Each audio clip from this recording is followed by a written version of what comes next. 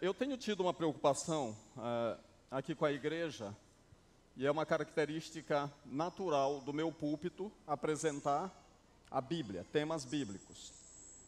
E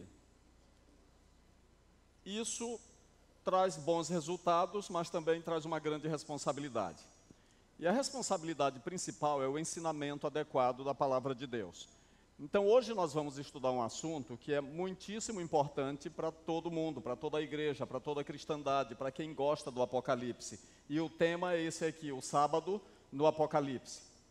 E eu quero começar mostrando para vocês o autor do artigo, o autor do estudo, que é o Dr. John Paulin.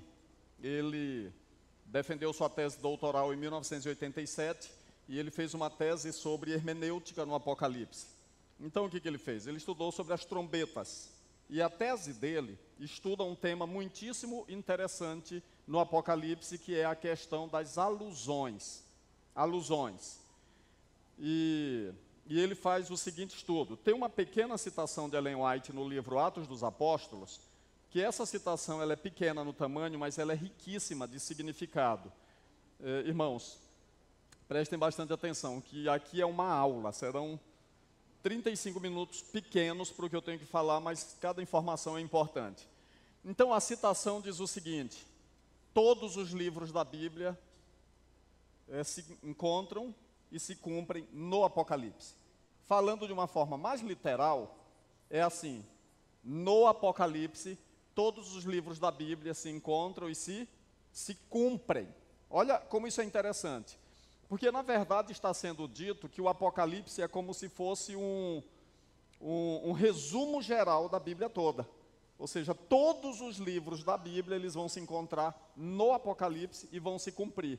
Aí, o que John Paulin fez? Ele escreveu uma tese, a tese doutoral dele, ele vai trabalhar exatamente as alusões a todo tipo de literatura que é encontrada no Apocalipse. E, curiosamente, olha que coisa interessante, o Apocalipse não cita o Antigo Testamento de forma direta nenhuma vez. Nenhuma.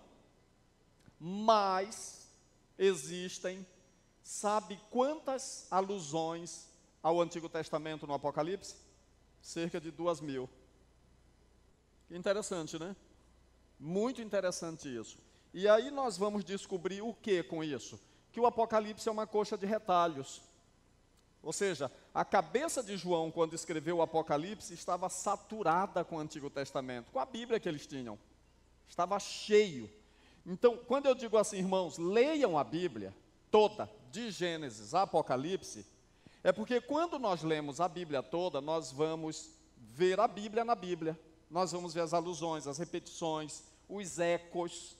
E isso nos ajuda a ter uma percepção do contexto de onde uma determinada passagem foi tirada no Antigo Testamento. Bom, feita essa introdução, eu quero ler uma citação de Ellen White, que diz assim no Grande Conflito. A citação fala assim, olha: o sábado será a pedra de toque da lealdade, pois é o ponto da verdade especialmente controvertido. Quando sobrevir aos homens a prova final, traçar-se-á a linha divisória entre os que servem a Deus e os que não o servem. Ao passo que a observância do sábado espúrio, isso aqui é muito importante, essa expressão, sábado espúrio. Eu vou abrir uma notinha de rodapé para dizer para vocês que as bulas papais que tratam do domingo, ou Dies Domini, essa Laudato Si, que saiu recentemente, a Dies Domini eu li, que foi João Paulo II, já faz um tempão, na década de 90. Mas Laudato Si também repete as mesmas coisas. Então, o que tem feito o Papa nas suas bulas? Eles pegam toda a teologia do sábado no Velho Testamento e aplica para o domingo, no Novo. Então, quando Ellen White usa a expressão sábado espúrio, a palavra sábado ela é legítima, mas o espúrio mostra que um novo sábado será estabelecido, um sábado que não é sábado. Então, quando a gente olha esse deslocamento teológico, esse deslocamento de contexto, isso é extremamente preocupante, porque a Bíblia não autoriza isso. Então, o que diz Ellen White? Ao passo que a observância do sábado espúrio, em conformidade com a lei do Estado, contraria ao quarto mandamento, será uma declaração de fidelidade ao poder que se acha em oposição a Deus, é a guarda do verdadeiro sábado, em obediência à lei divina, uma prova de quê, gente? Prova de quê? De lealdade para com o Criador. Ao passo que uma classe, aceitando o sinal de submissão aos poderes terrestres, recebe o sinal da besta, a outra, preferindo o sinal da obediência à autoridade divina, recebe o selo de quem? Recebe o selo de Deus. Bom, temos uma declaração extremamente problemática aqui, e é aqui que está a raiz do problema que nós vamos tratar hoje. Um dos fundamentos dos adventistas do sétimo dia é que a questão central do grande conflito no tempo do fim girará em torno do sábado. Contudo, esse tema tem sofrido ataques, tanto de dentro quanto de fora da igreja. Por exemplo, um argumento contrário a essa nossa declaração: o termo sábado não aparece no Apocalipse. É verdade, não aparece mesmo. Ok? Outro argumento: parece que essa questão de dia, de distinção, na atualidade já não é mais relevante. Isso é outro argumento. As pessoas dizem o tempo todo assim: o que importa é o coração, o que importa é a intenção. Então esse negócio de dia aí está meio que fora de moda. São argumentos contrários. Agora, qual é o problema? Há uma base exegética para a declaração de que o sábado é uma questão central na crise da história do mundo. Qual é a relevância dessa pergunta? A relevância dessa pergunta é o princípio sola scriptura. Vocês sabem que de vez em quando os adventistas estão sendo agredidos, atacados, sendo chamados de seita, porque nós citamos Ellen White. E vamos continuar citando, porque nós acreditamos na inspiração divina. E o princípio de sola scriptura não é o princípio de que a Escritura é a única fonte de verdade. A Escritura não é a única fonte de conhecimento, perdão, é a única fonte de verdade. Porém, aquilo que é verdade não contraria as Escrituras, faz parte da verdade de Deus. E a Escritura não condena o dom de profecia, ou seja, a Bíblia não se contradiz. E Ellen White não contradiz a Bíblia, não fala nada contrário à Bíblia. Então, nós adventistas do sétimo dia, nós vamos continuar crendo nas mensagens de Ellen White e vamos continuar citando-a. Ok? Sem problema nenhum. Isso faz parte da nossa distinção religiosa, da nossa forma de crer. Porém, essa pergunta, exegeticamente, hermeneuticamente, ela é uma pergunta importante. Ou seja, essa declaração de que o sábado será um ponto crucial no grande conflito, eu posso afirmar isso pela Bíblia ou eu estou afirmando apenas baseado em citações de Ellen White?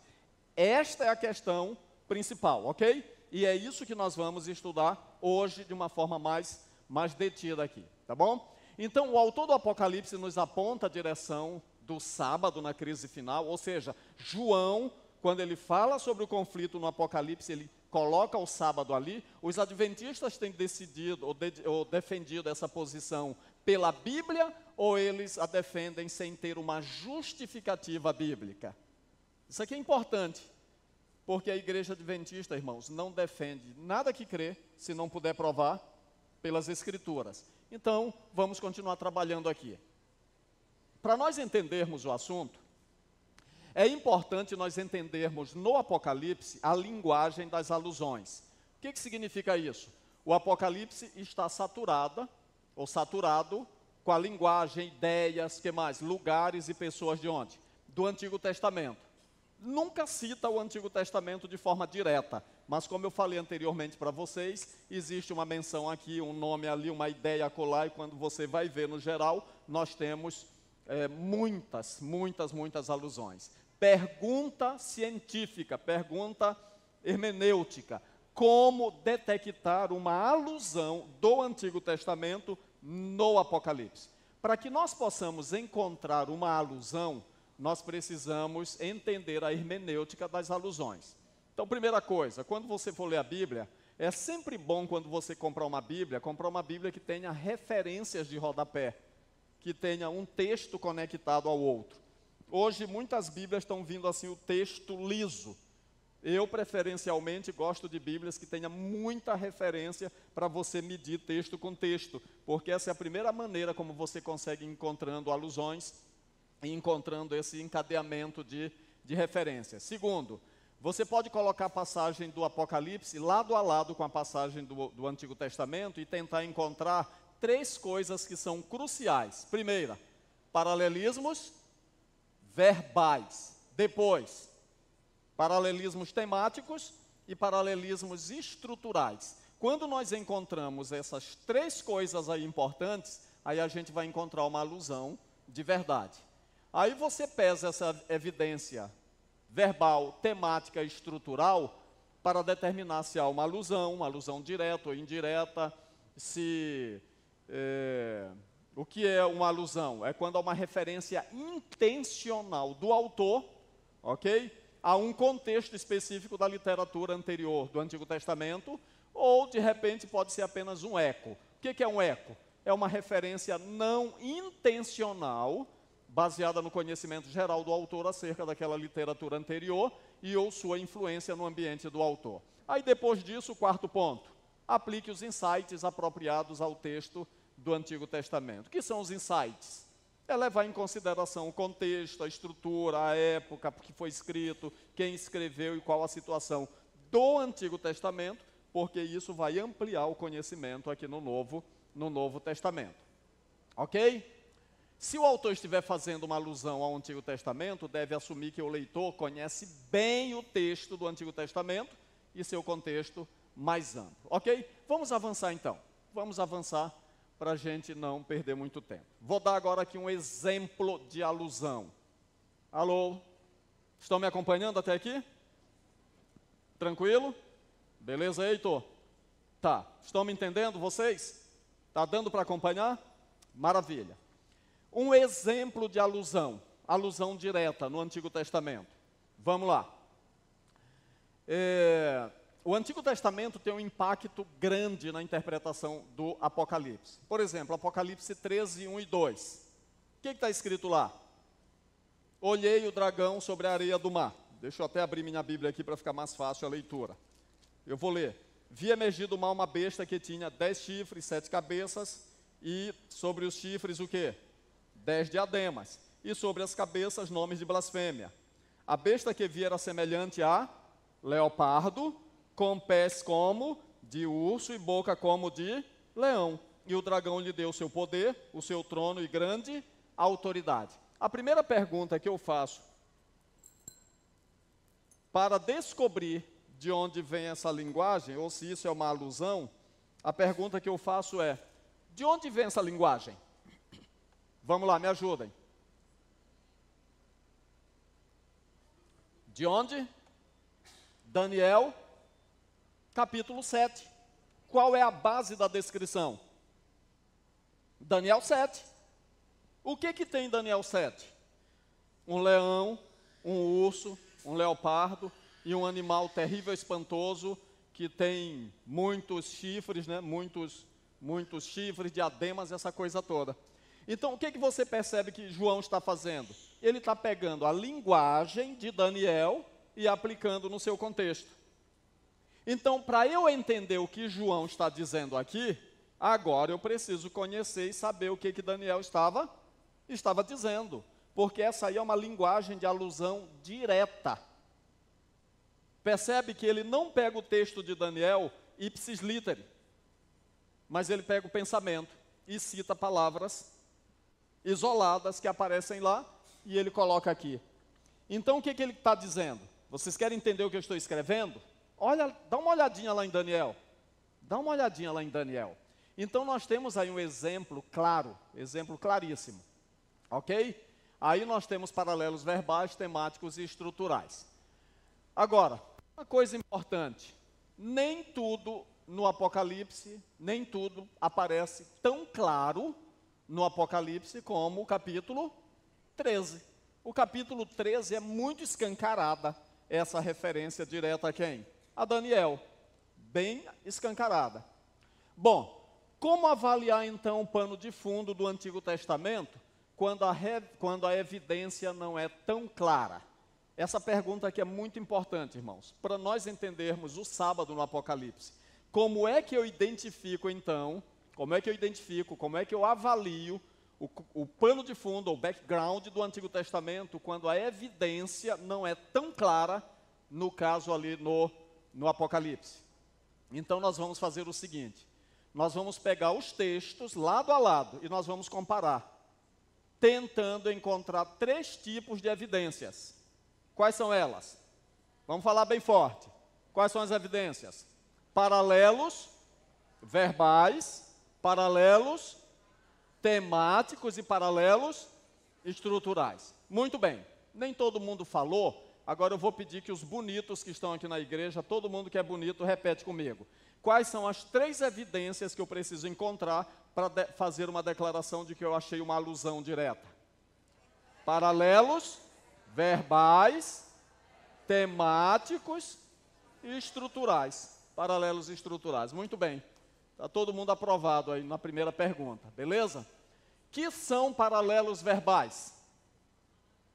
Palavras de destaque em comum entre os dois textos. Palavras em comum. Por exemplo, quais são as palavras em comum que eu tenho em Apocalipse 13 e em Daniel 7? Leão, urso, né?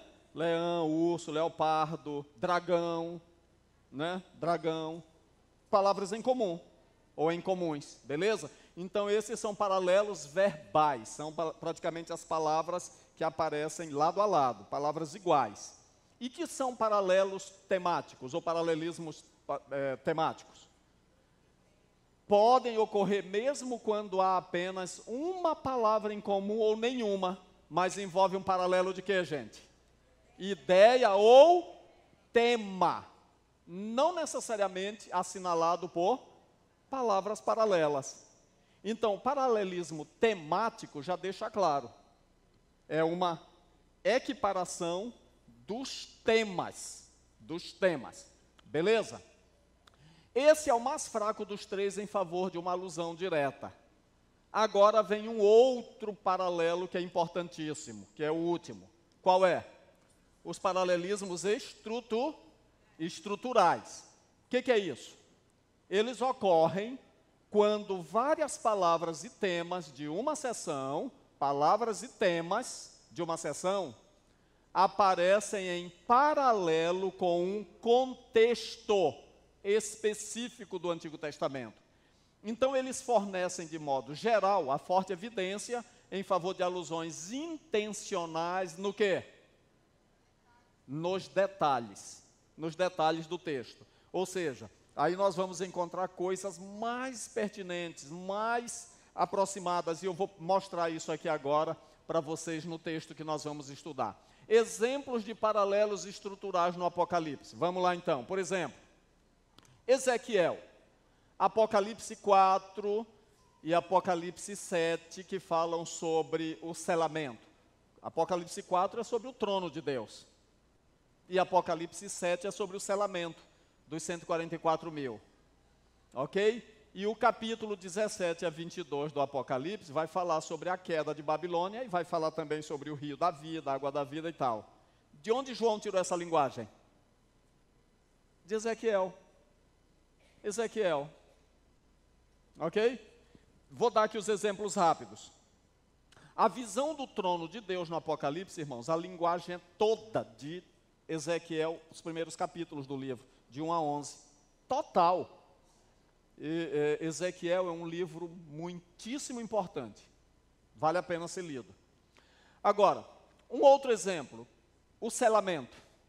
Se você ler o capítulo 9 de Ezequiel, você vai ver que antes da destruição de Jerusalém, Deus diz assim, ó, ele viu uma visão, vindo vários homens, e um tinha um tinteiro de escrivão na cintura, os outros tinham espada. Ele diz assim, passa pelo meio da cidade e marca quem chora e geme pelo pecado. Quem não chorar e gemer pelo pecado, pega a espada e sai matando. Mata homens, mulheres, jovens, velhos, ok? Manda matar. Por quê? Quem não tiver selado.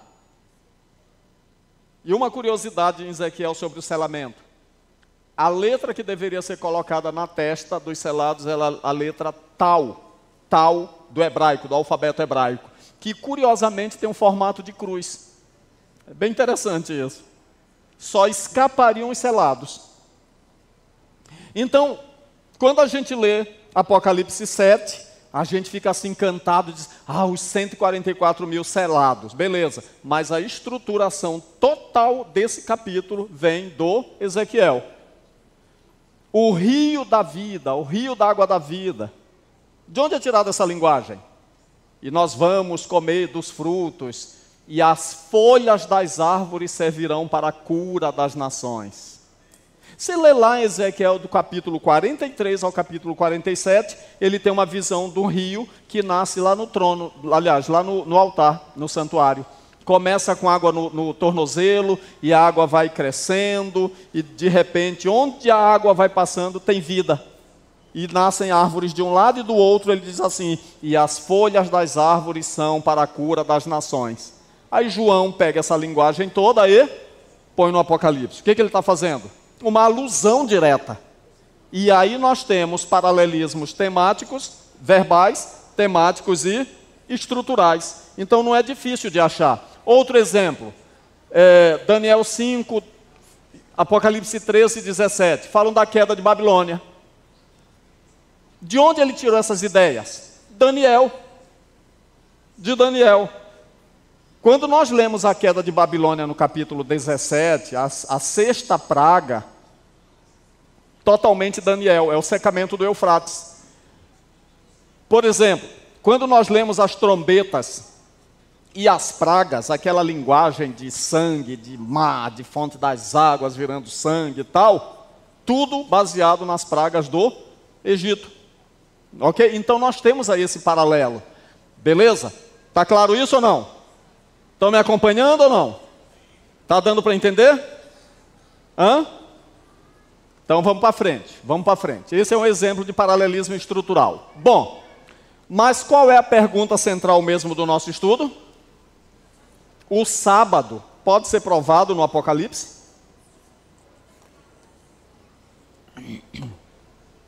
Quando Ellen White diz que o sábado será a pedra de toque, o ponto central do conflito, há uma fundamentação bíblica para essa afirmação? Ou Ellen White escorregou na maionese e os adventistas foram juntos? Essa aqui é a pergunta central. Pergunta principal para a nossa reflexão de hoje. Então vamos procurar agora saber, bíblica e exegeticamente, se nós podemos, de fato, fazer essa declaração. Qual o papel do sábado na crise final da história deste planeta? O texto básico acerca desse assunto no livro do Apocalipse é o capítulo 12, 17. O que está escrito lá? Irou-se o dragão contra a mulher e foi pelejar contra o restante da sua descendência.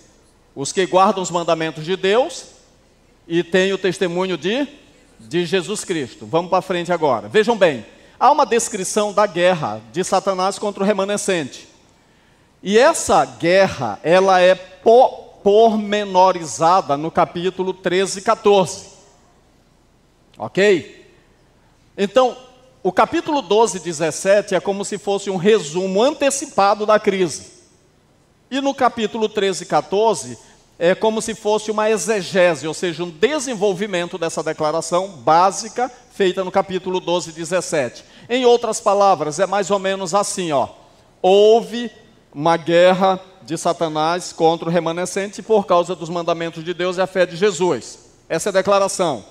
Aí o capítulo 13 e 14 é como se João estivesse dizendo o seguinte, vamos colocar agora uma lupa aqui, para a gente dar uma olhada assim, bem focada nesse detalhe. Isso acontece muito no Apocalipse, de você ter a descrição de um tema, e depois você vai ver assim de maneira mais ampla, olhar de lupa, aquele detalhe.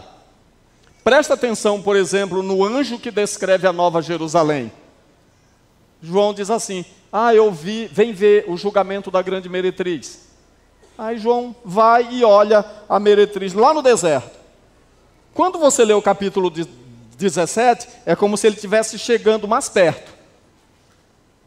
Aí tem um momento que quando João chega perto da mulher, como é que ele fica? Admirado. Ele fica admirado, por quê? Porque aquela mulher, ele já tinha visto antes, só que ela agora está diferente. Ele, quando chegou perto do que viu, ele fica espantado. Então é como se fosse um olhar aproximado. Então o capítulo 13 e 14 do Apocalipse é um desdobramento minucioso da guerra mencionada no capítulo 17. Agora o dragão, ele busca auxílio de dois companheiros mais. A besta que sobe da terra, que sobe do mar, e a que sobe da terra.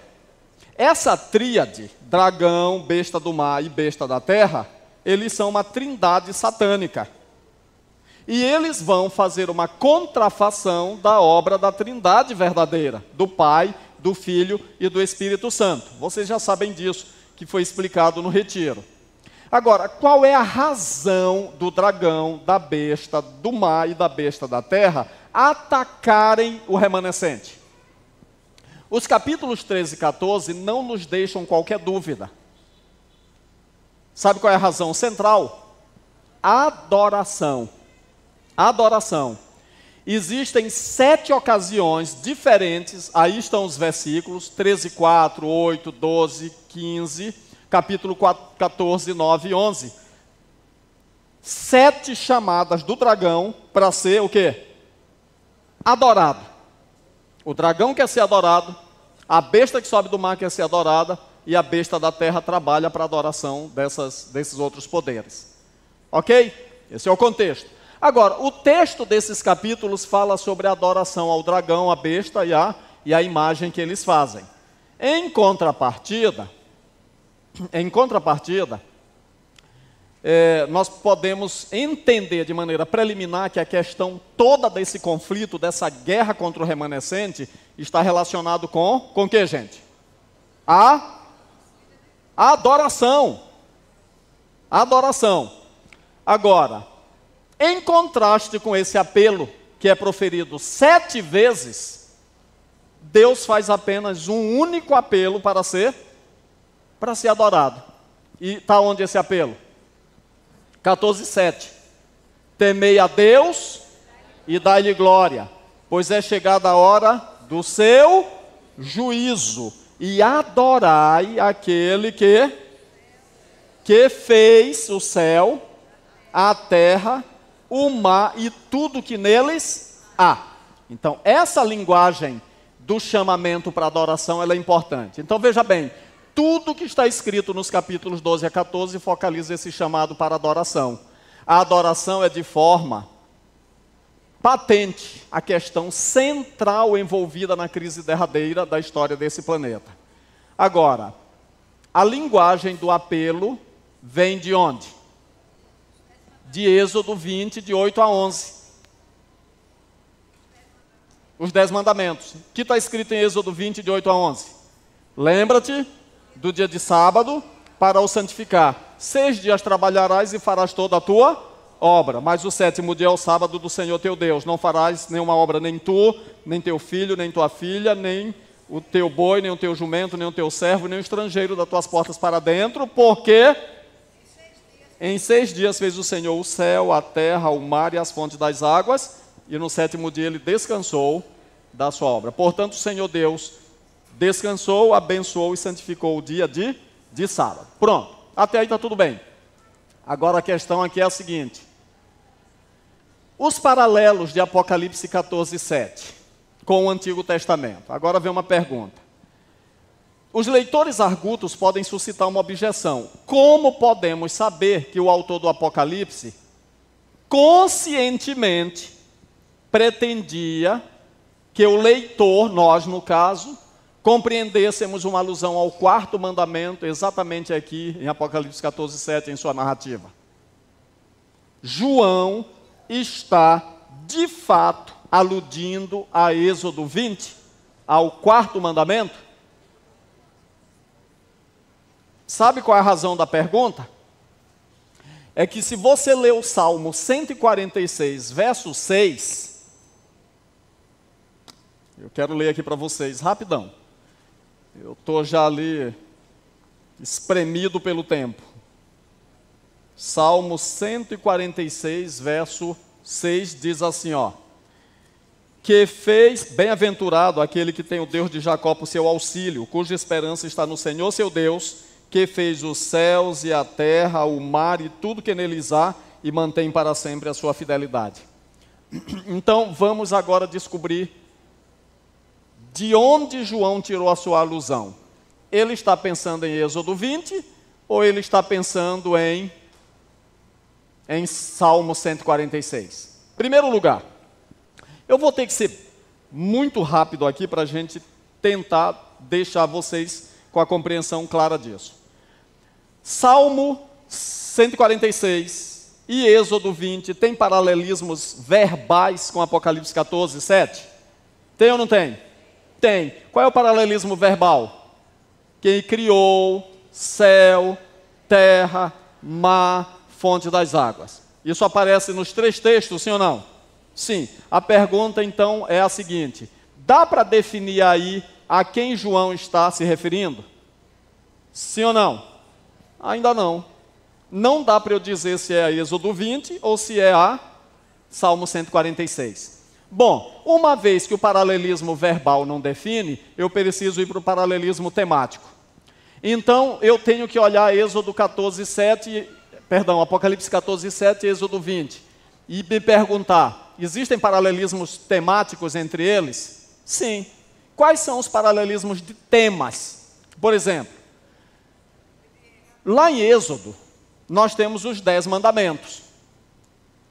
E ali há 3 motivações para a obediência. Primeiro, a motivação da salvação. Eu sou o Senhor teu Deus que te tirei da casa do Egito, da terra da servidão. Isso é salvação. Salvação. Aí depois vem a obediência, né? A obediência. Ok? E depois ele fala sobre juízo ali também. Então nós temos 3 motivações. Então a primeira motivação é a salvação. Em segundo lugar tem a menção do juízo. Eu sou aquele que visita a iniquidade dos pais nos filhos. Ok? Segundo paralelismo temático. Terceiro, a motivação da criação. O 4º mandamento fala da criação. Então os paralelismos temáticos são obediência, né? Juízo, ou salvação, juízo e criação. A pergunta é, eu acho isso no Salmo 146? Acho. Acho isso em Apocalipse 14, 7? Sim. O Evangelho eterno é a salvação. Chegou a hora do seu juízo. E adorai o Criador. Olha a igualdade de paralelismos temáticos. Mas o detalhe é que isso aí eu também acho no Salmo 146. Ali tem um tema da salvação, tem o tema da criação e tem um tema do juízo. Agora eu faço a mesma pergunta. Dá para definir até aqui a quem João está aludindo? Ainda não. Porque eu tenho igualdade verbal e igualdade temática. Então só me resta uma alternativa. Buscar o quê? Paralelismos estruturais. Os paralelismos estruturais. E aí eu leio o seguinte, examinemos agora a evidência estrutural de Apocalipse 12 a 14. Então o que eu tenho de cara ali? Os 10 mandamentos. Os 10 mandamentos. Dos quais Êxodo 20 e 11 é uma parte. E eles parecem ser a estrutura principal subjacente a toda essa seção do Apocalipse. Por que o dragão está irado contra o remanescente? Vamos lá, gente. Porque o remanescente guarda o quê? Os mandamentos de Deus e tem a fé de Jesus, ou o testemunho de Jesus. Então, o remanescente tem essas características. Está aí, ó. Agora, a questão aqui não envolve os mandamentos de uma forma indiscriminada. O ponto nevrálgico dessa perseguição do dragão é por causa da adoração. Eu estou dando para vocês o contexto de Apocalipse 12 a 14. Então, os mandamentos da primeira parte da lei de Deus, eles estão relacionados com a adoração? Sim ou não? Sim ou não? Sim. Em Apocalipse 12 a 14, os mandamentos não aparecem de uma forma indiscriminada. Aparecem numa sequência. Aí o que o dragão faz? Ele faz uma contrafação, não apenas da Trindade. Ele faz uma contrafação também da primeira parte da lei de Deus. Por exemplo, o dragão quer ser adorado. Isso é contrafação do primeiro mandamento que diz o quê? Não terás outros deuses diante de mim. Daqui a pouco ele manda levantar uma imagem para a besta. Isso é contrafação de que mandamento? Do segundo que diz, não farás para ti imagem de escultura. Daqui a pouco a besta abre a boca em blasfêmia, escancara falando blasfêmia. Isso é transgressão do quê? Do terceiro mandamento que diz, não tomarás o nome do Senhor teu Deus em vão. Aí daqui a pouco ele lança um decreto e bota uma marca na mão ou na fronte daqueles que querem adorar o dragão, a besta e o falso profeta. A marca da besta é uma contrafação do quê? Da marca de Deus. Então, você percebe que há uma sequência intencional nas ações do dragão contra a primeira tábua da lei de Deus? Dá para perceber isso claramente aí no capítulo 12 a 14. Agora, querido, uma coisa curiosa. Eita, o tempo acabou. Os tabletes que continham os antigos pactos, eles eram lacrados com selos estampados sobre eles. Tais selos eram um sinal de propriedade e autoridade.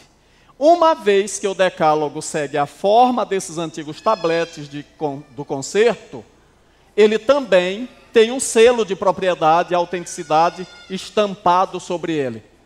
E o selo de Deus, seguindo o modelo dos concertos hititas, está no quarto mandamento. Ok? O quarto mandamento é o modelo do selo de Deus para o seu povo. Rogo-te bênçãos, Deus, sobre o teu povo e te peço que nos ajude a entendermos esse assunto tão importante, tão crucial nestes últimos dias. Nos colocamos em tuas mãos e o fazemos agradecidos em nome de Jesus. Amém.